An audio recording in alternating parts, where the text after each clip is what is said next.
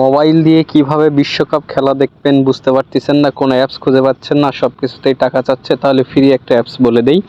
এর জন্য প্রথমে ক্রোম ব্রাউজারটা ওপেন করবেন, করার পরে সার্চ অপশনে এই জায়গায় লিখবেন, আমি দেখাচ্ছি কি লিখবেন, প্রিয় টপিক, PRIYOTOPIC,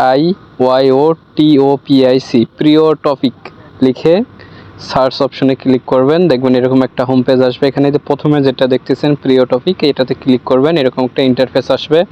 এখানে কর্নার আরেকটা সার্চ অপশন আছে, সার্চ অপশনে ক্লিক করবেন। সার্চ অপশনে ক্লিক করার পরে দেখবেন যে এখানে TV all, TVALL, TV all লিখবেন, লিখে সার্চ করবেন। করার পরে প্রথমে যেটা আসবে ওয়াচ ফ্রি লাইভ টিভি, এটাতে ক্লিক করবেন। করার পরে এরকম একটা ইন্টারফেস আসবে। স্ক্রল করে নিচের দিকে যাবেন।